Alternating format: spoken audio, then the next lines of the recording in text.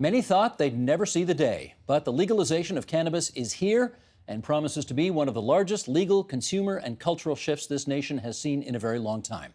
Here to help us understand the ramifications of it all, Dr. Melissa Snyder-Adler, physician and chief medical review officer for the workplace medical testing and assessments provider DriverCheck. Mitchell Osak, managing director of business consulting at the professional services firm Grant Thornton. Anna Maria Enanager, partner and criminal lawyer at Ruby Schiller Enanager Di Giuseppe and director of the Campaign for Cannabis Amnesty. Mike McCormick, president, Toronto Police Association. And we welcome back Adam Vassos of Vassos Law, whom you just saw set the table for this whole discussion. Thanks, everybody, for coming in tonight on this almost very historic day. Let's just put some numbers. Sheldon, you want to bring this up? We'll bring some numbers up here to help people understand this issue a little better about cannabis use in Canada. Last year, they say 4.9 million Canadian adults, that's ages 15 to 64, spent $5.7 billion on medical and recreational cannabis. That is 16% of Canadian adults 15 plus. Cannabis use tends to decrease with age. A third of those aged 15 to 24 use cannabis. I'm going to say that again. 33% of those people aged 15 to 24 use cannabis. Compare that to 13% of those aged 25 and older. 1 in 7, that's 14% of users, report driving within 2 hours of using cannabis.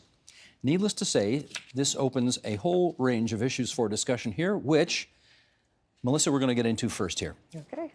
Let's do a few minutes, you and I, and then we'll bring everybody else in. Your biggest concern with regard to legalization of recreational pot is what? It's really that there's not going to be the level of education, public education, to tell people that just because it's legal does not mean that it's safe, especially for our young people and teenagers.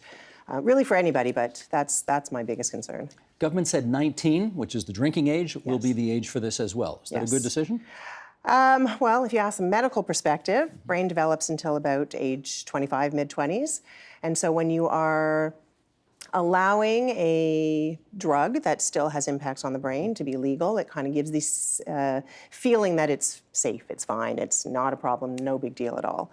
And I think for the young people, that's a problem because there are issues, there are risks, there are potential long-term effects and problems from cannabis. And so I think that's the issue. So I know why they did 19. It's those stats that you said. Yeah, I mean, most people that use it are, yes, that age. I mean, politically it's a non-starter to say 25, I guess, right? Yeah, exactly. But 19, from a medical point of view, still gives you pause. It still concerns me. It does. What are the, I mean, we can get in a little too much brain science here for everybody's good, but why don't you just give us a sense of it here? What concerns you about a 19-year-old or younger yes, smoking up? I mean, the truth is they're doing it now anyways, right? Yeah. So do I expect that to change? Probably not so much. But however, when you have a culture in a country that this drug is legal and it's safe and it's fine and it's not a big deal, people can have that false sense of it's fine. So what concerns me is that our brain is still developing until 25. The effects of any drug on some of those neurons and the connectors in the brain causes changes that can be permanent. Permanent. Yeah. That's worrisome. It is.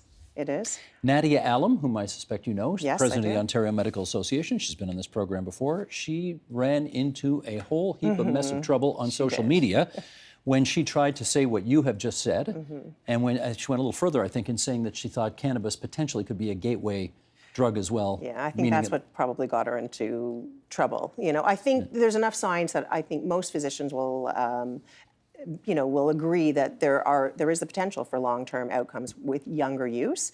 The issue with gateway drugs is a whole other You're not signing on to that necessarily. I am not signing on to that. No. Okay. I think that there are issues that lead people to using drugs. I don't think the drugs lead to people using drugs. Okay. And one more, in terms of the health of older Canadians as opposed to the younger Canadians we've talked about. Do you share similar concerns?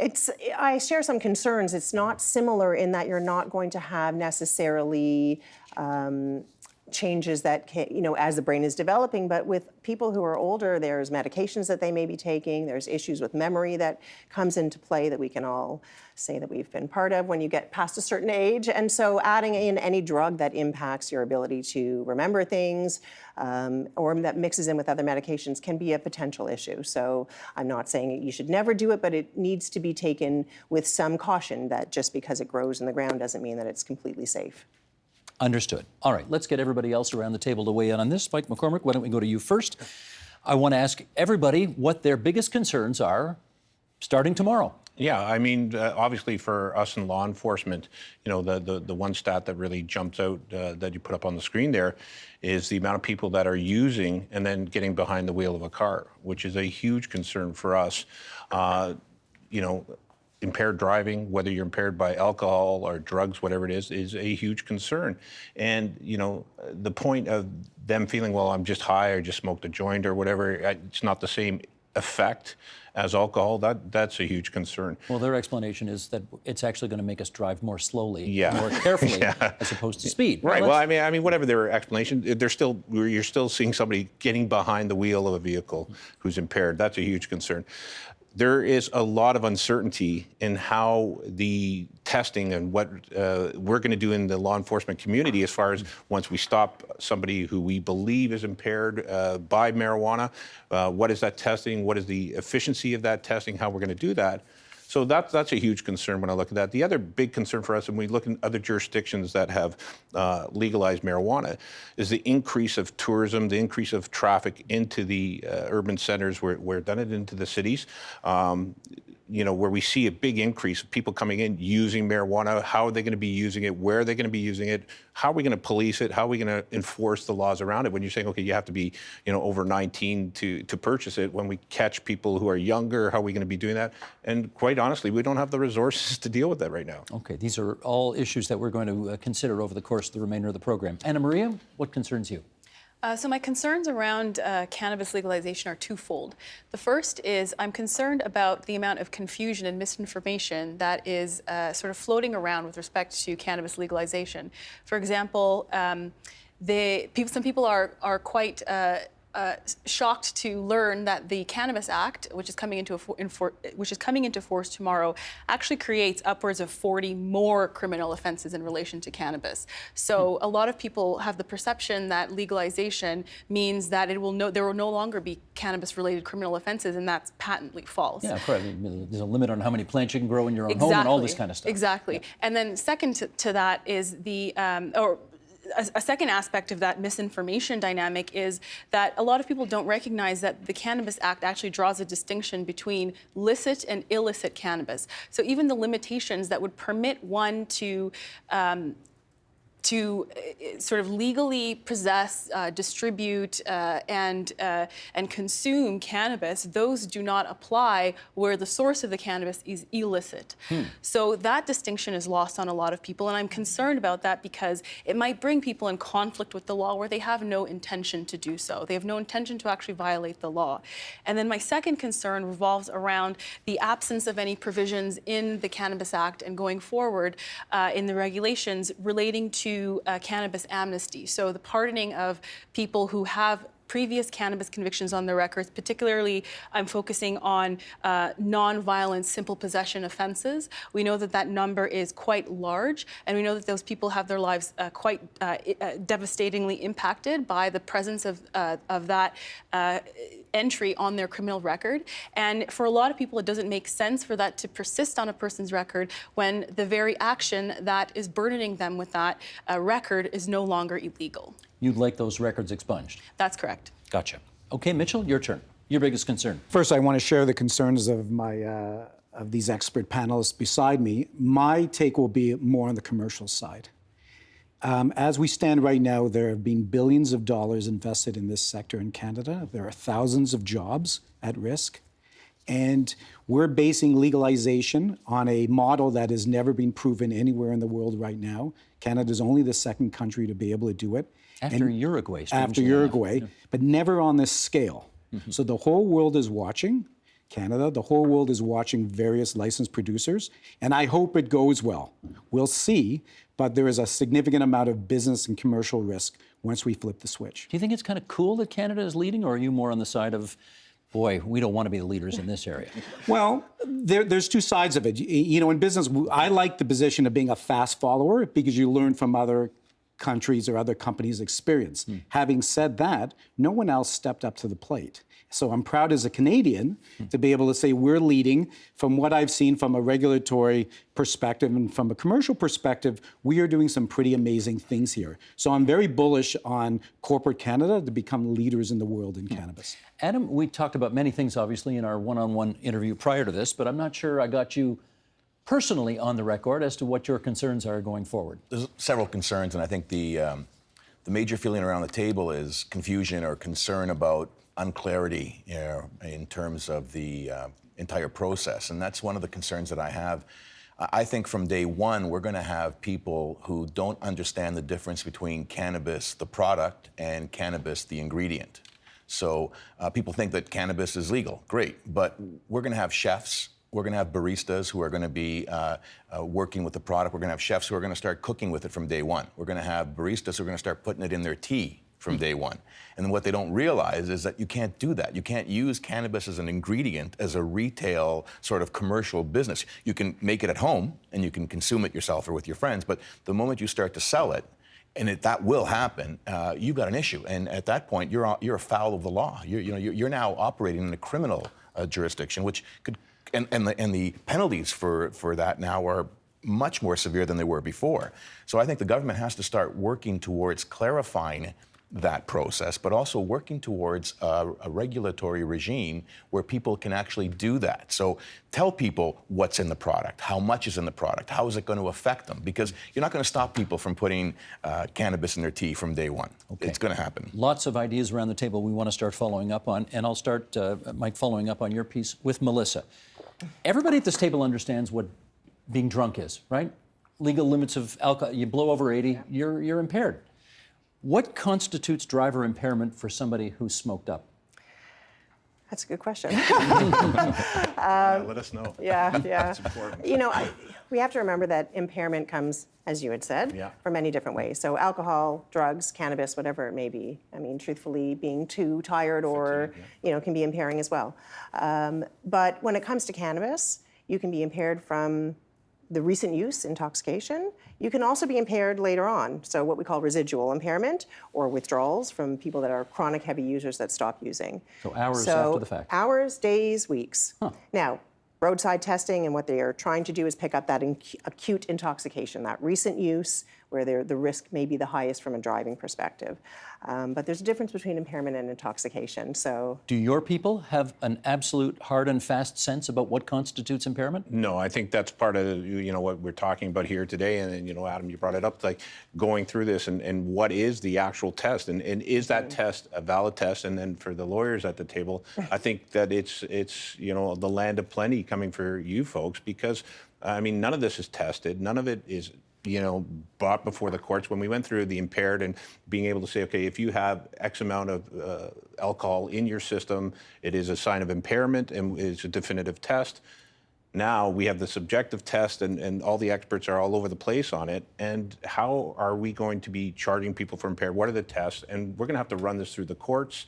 I can't agree more with the amount of confusion around. And we're Are going to your have people to go ready with for this yet? No, I don't They're believe not so at ready. all. No, and they've had additional training, though, haven't they? They'll have to have additional training, but again, we're taking resources off the road to train them.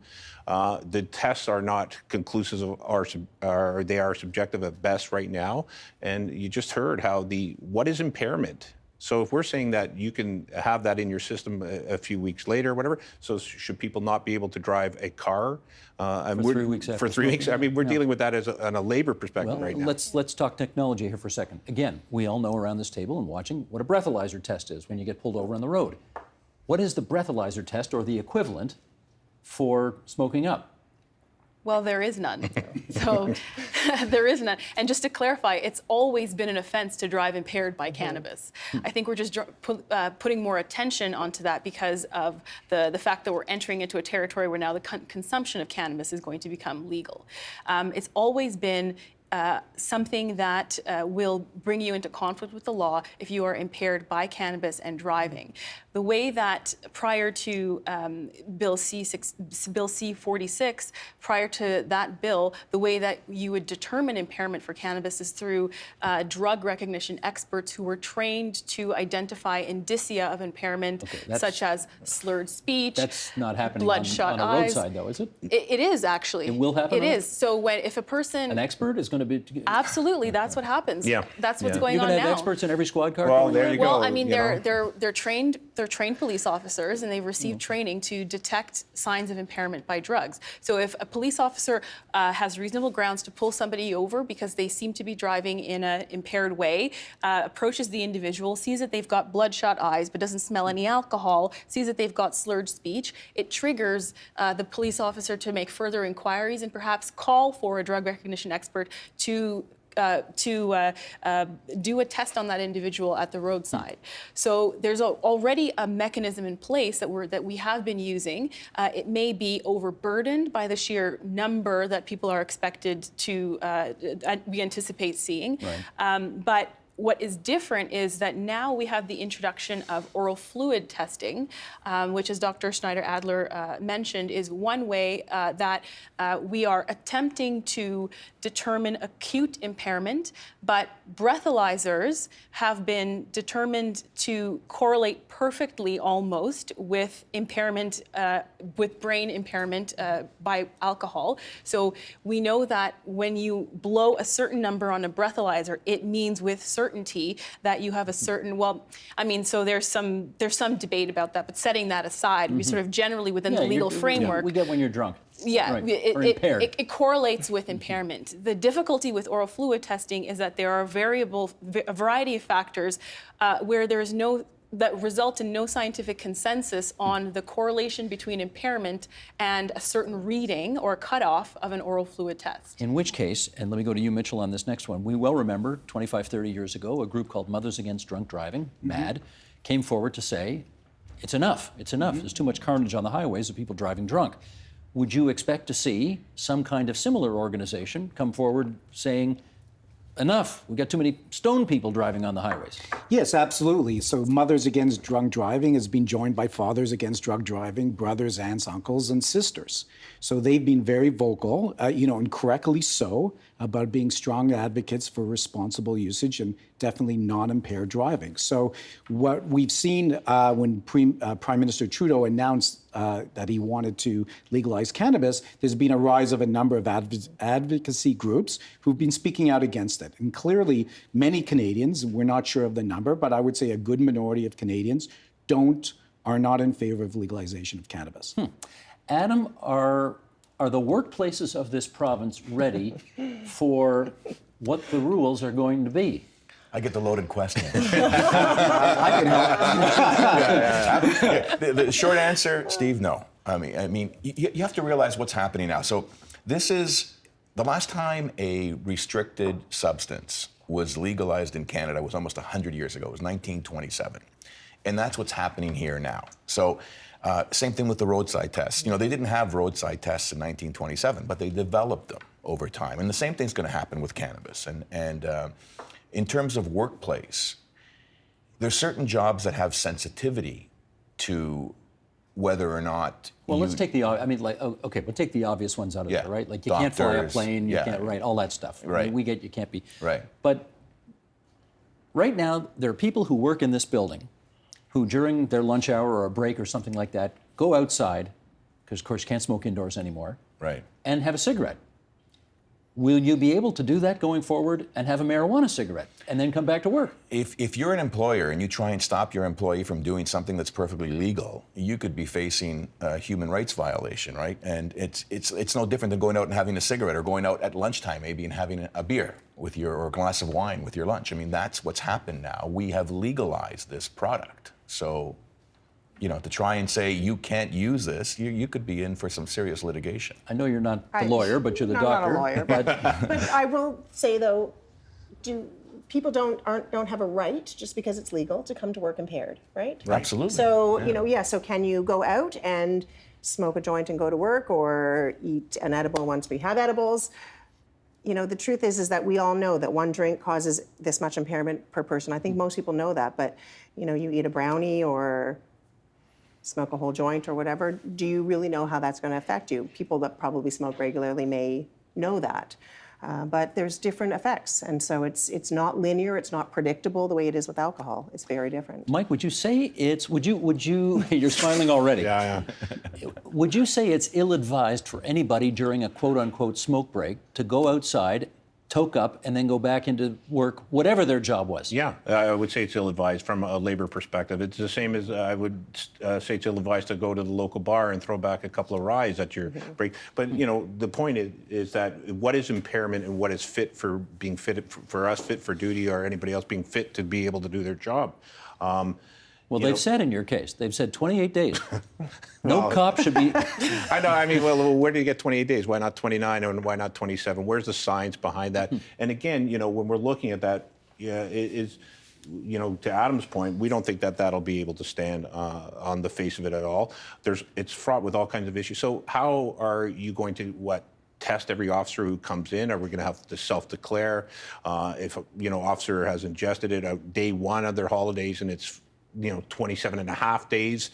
So it creates a whole bunch of problems. And again, it's a legal substance now, and we're going to have to deal with it. This whole 28-day prohibition, as far as I'm concerned, is tantamount to a ban.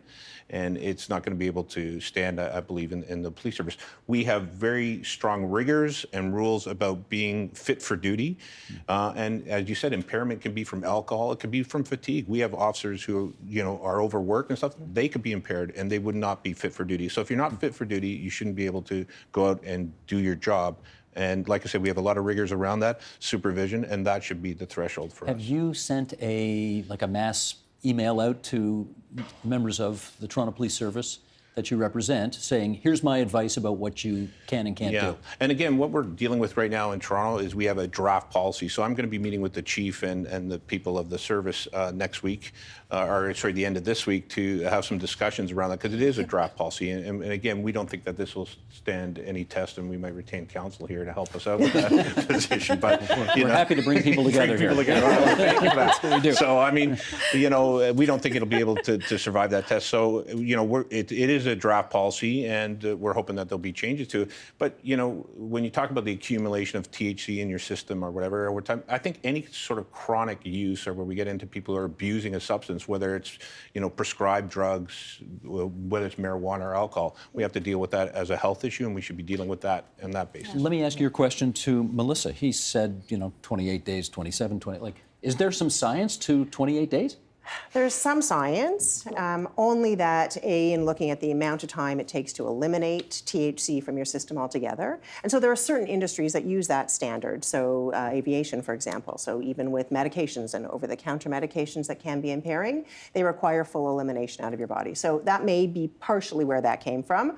The other thing that we know is that with people that use chronically or regularly, you can see impairment once they stop that can last for that period of time, believe it or not. So not just a one-off, I've used once in the last year, but more sort of heavier chronic use. But that may be I use every weekend, the entire weekend when I'm off, and then I go to work for the week, and then I use every weekend, and that accumulates over time.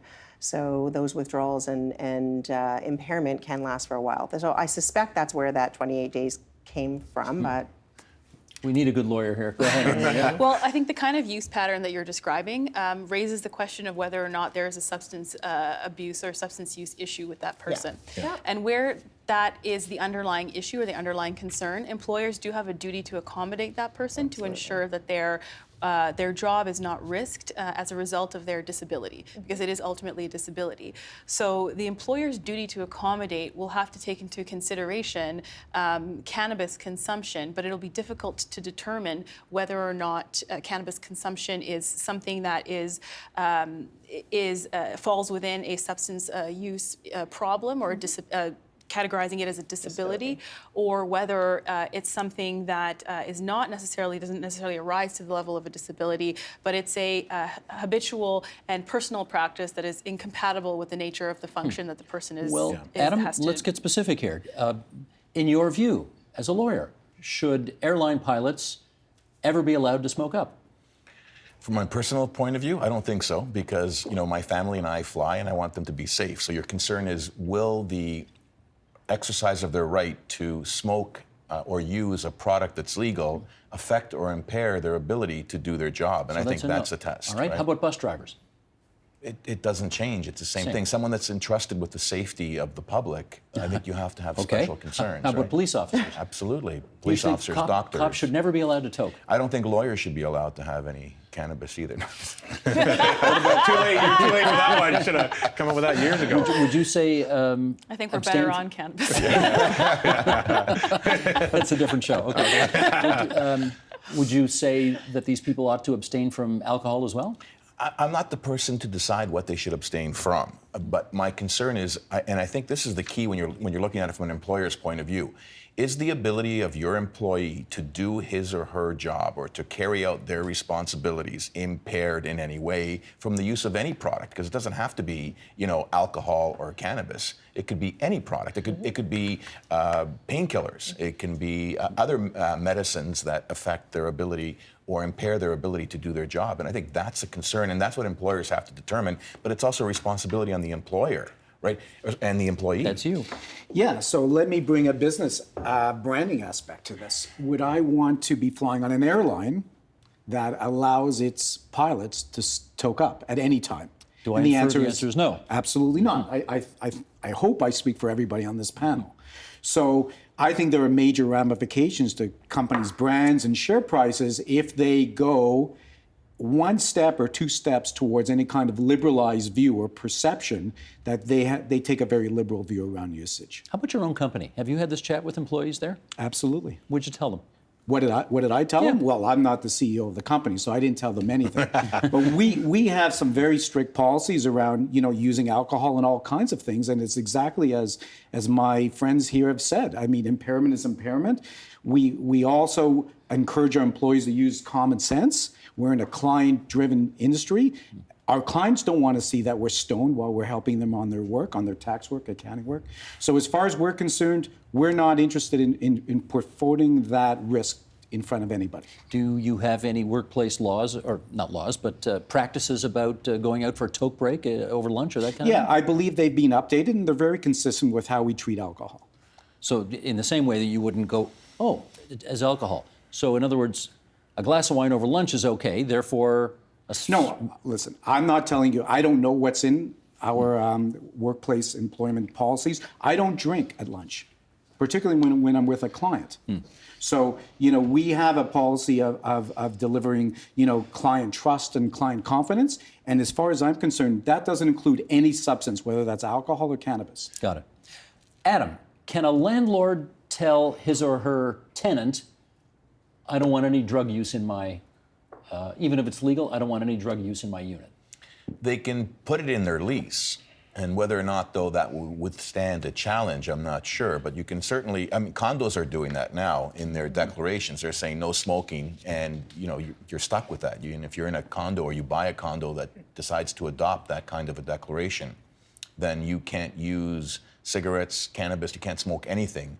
So in terms of a landlord, you'd think that pursuant to the Commercial Tenancies Act, a landlord should be able to determine what you can and can't do in a commercial building. They can decide, but Anna Maria, if a tenant came to you and said, it's in my lease, but it ought not to be, this is a legal product, I want to toke on my balcony, who are they to tell me I can't? How good would their case be? Well, it depends on the reasons for them wanting to toke up. I think if they had a medical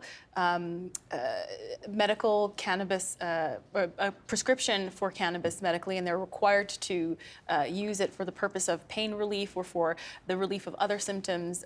Let's say an individual has multiple sclerosis and is using it everybody regularly. gets that. But what about just for kicks? Well, I think that it's treated the exact same way as another legal substance, which is tobacco. landlords are permitted to request of their tenants not to smoke within a building, not to smoke within a dwelling house, and So this could work the same way. it could very well work All the right. same way. One of the other things that we have been told by the federal government as to why they're legalizing is that they're trying to get rid of the black market. And they think if they decriminalize much of this, then that will help kill the cannabis black market. I want to hear Mitchell and Mike on this. Mitchell, go ahead. You first. In the short term, no. In the don't think it'll long have term, an- maybe. Oh, okay, explain. So, the black market exists because it delivers on a need, on a user needs, and that is supplying, pretty good quality pot at a reasonable price with relatively good access. What we're going to see with legalization is not amazing access right now. Like in Ontario, we won't have a physical store until April. We don't know the quality of what that pot's going to be. And what we do know is the price will be higher than the black market currently charges. So that doesn't bode well for delivering on the objective of getting rid of the black market. Over the long term, that's a bit of a different story, but there's so much uncertainty around that, we just don't know. And I guess under 19s are still going to avail themselves of the black market. So I've heard. If we look at the research in places like Colorado, where you have legalized adult use marijuana, the black market, in fact, has not gone away. It's flourished to a certain extent because they've done what any good business would do. They've dropped their price to keep their market share, and they've increased production to serve other markets outside of Colorado. So the idea that the black market is going to go away immediately, in my opinion, is a false premise. Mike, what's your view? Yeah, I mean, I think that if this is executed properly and done on the long term, it will have an impact on, the illegal sales of marijuana. But again, we just heard from our council here, the regulations and people not understanding the new offenses that are being committed. So, and how do we enforce this? Like from an enforcement perspective. So, I pull somebody over and they've got a bag of marijuana and they say, I got this legally. Well, show me the receipt. How is it wrapped? How is it, where is it, how many plants? Who's going to be going to their houses, knocking on their, can we come in and count your plants? So there's a lot of this stuff is, totally subjective. It's not going to be able to hold any tests. We're not going to have the resources needed. I think that if we get this thing, I'd love to come back in 6 months or a year and have the same discussion because it'll be a fascinating experiment, for lack of a better word. But to see what that does, but it will over time have an impact on the illegal sale of weed, but it's going to take some time. But we're going to have to iron out a lot of this stuff first. You talk to the men and women of the police service all the time. Yes. How? What do they anticipate? Well, it's no different than sitting along with this panel. They anticipate a lot of uncertainty. Again, in a city that we're dealing with a huge increase of violence, the resources being depleted and where we deploy those resources, and in an industry that's constantly being told to do more with less. And they're saying, okay, now we're going to have this influx of tourism. We're going to have people walking down the street. So under 19, what are the powers of search and seizure? How are we going to be dealing with this? But cops always, have used their judgment. I mean, Right. police don't go arresting people at rock concerts when they pull out a marijuana cigarette. Right. I expect it will be the same going forward, right? Yeah, but again, there's a lack of clarity, and we're going to have to train all these people in the new laws and the new sort of world order here. So there's a lot of uncertainty going forward. So our people are pretty frustrated. And then, like, even this whole impairment thing about the ability from a labor perspective, the different THC levels and every different type of marijuana, how are you going to know how much of that is and how is it going to be adjusted, how is it going to be stored in your body? So, a lot of this stuff is, we're just going to be going through it. Mm-hmm. But we're all happy that, the provincial government is in a dialogue with us right now about how we're going to get through this and get the legislation that we need for law enforcement to be able to get some clarity. Let's talk money. Adam, we know that the Liquor Control Board of Ontario remits more than $2 billion a year to the provincial treasury. So does Ontario Lottery and Gaming. What are the expectations for marijuana sales? The expectation is that within 2 years, they'll surpass alcohol sales in Ontario. More than $2 billion annually to the provincial treasury. That's the expectation, yes. It's exciting. Wow. Yeah. Does anybody disagree with that here? Does anybody think it's not? Mitchell, yes? Yeah, absolutely. How come? Well, you need stores. We're not going to have a store. And with all due respect, I'm very bullish on on cannabis sales in Ontario and across Canada, but you need physical stores. They will be coming. They will be coming, but they're not coming for the first 6 or 7 months. So the reality is we could get to billions of dollars quite easily if you look at the experiences of other jurisdictions. But that, again, assumes a variety of things. You have proper access, good quality, reasonable pricing, and by the way, a good client and customer experience in that store, both online and offline.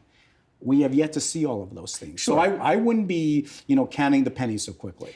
But you did mention Colorado a little while ago, yes. and the expectation in Colorado was that they would see so much revenue, they'd pay off their debts and, pave the streets with gold and so on. Right. What actually happened? Well, they have generated a significant amount of revenue, but it's not an apples versus apples comparison. Colorado did one thing that Ontario's not doing.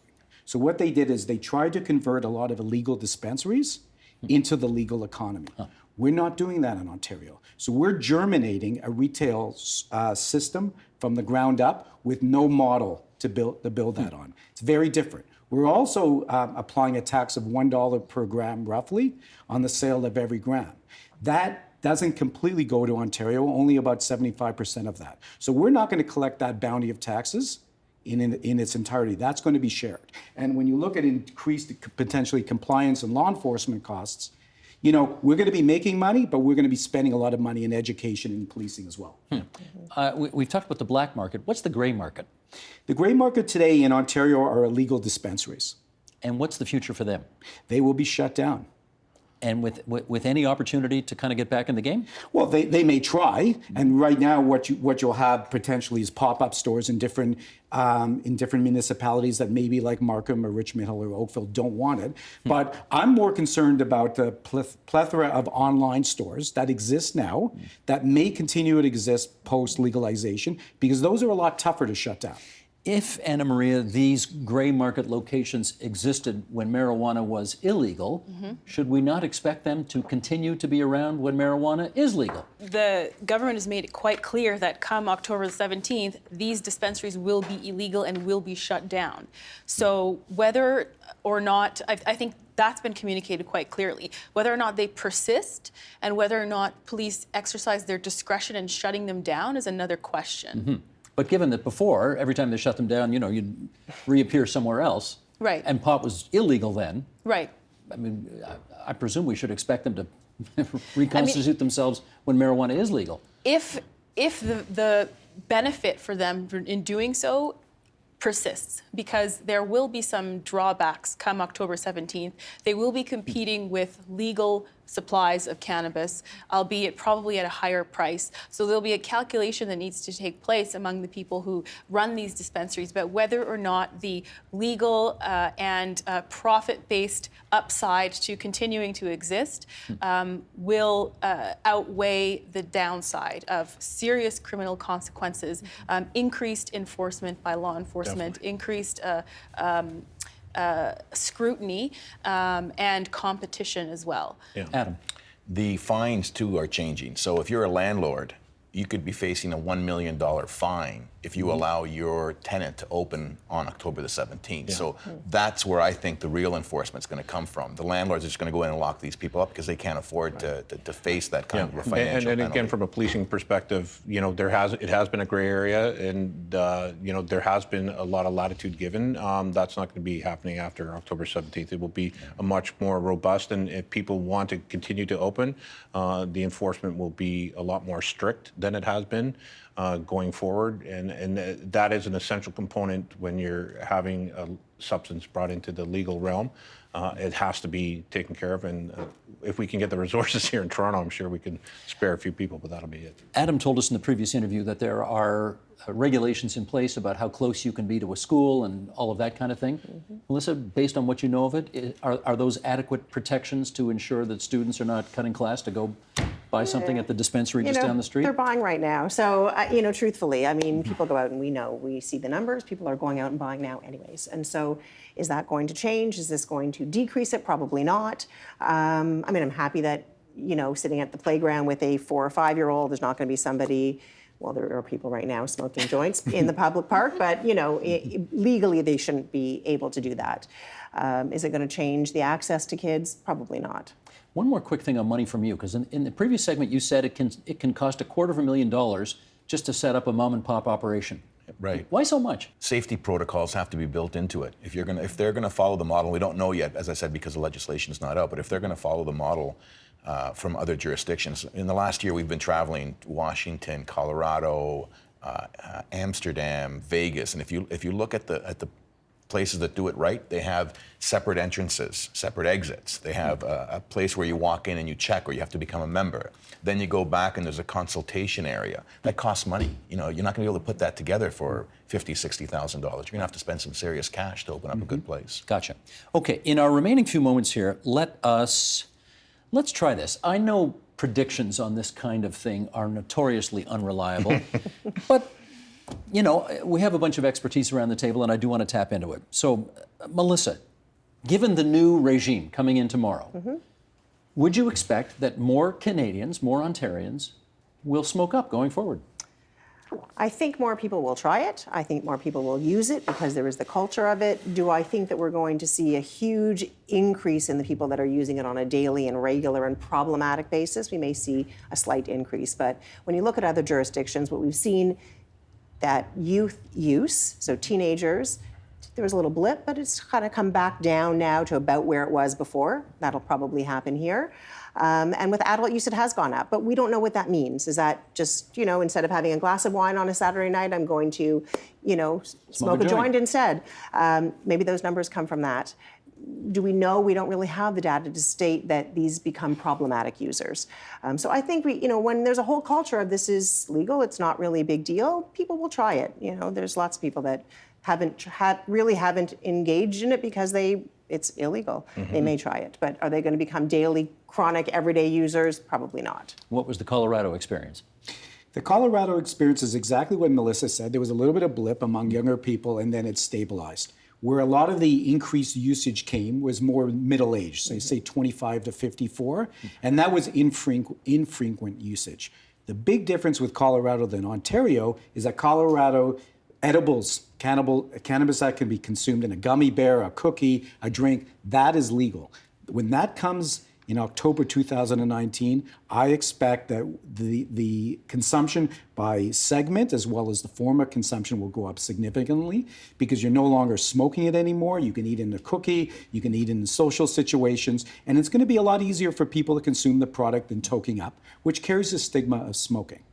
Adam, do you know why the government decided to delay by a year the edibles coming online? No, the information's not out on that, and it's quite funny that it wouldn't come out at the same time. I agree with everything you said. I think the stigma associated with smoking is very different with the stigma associated with consuming an edible, and I think we're going to see a huge rise in the public using it because it just doesn't look as scary. Like people don't want to sit there and roll a joint and light it up and smoke it and create this whole, perception that they're doing, some harm to themselves by even smoking, right? But to take a cookie or a brownie out and try that, there's no stigma attached to that. And it seems so docile in terms of, the use, a type of use. So I'm concerned that there's going to be a significant uptake in terms of the number of people using.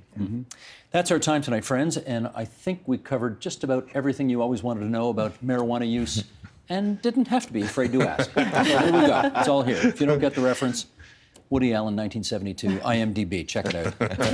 Thanks, everybody. Good to have you at TVO tonight. Thank you. The Agenda with Steve Bacon is brought to you by the Chartered Professional Accountants of Ontario, helping businesses stay on the right side of change with strategic thinking, insightful decisions, and business leadership. Are you on the right side of change? Ask an Ontario CPA.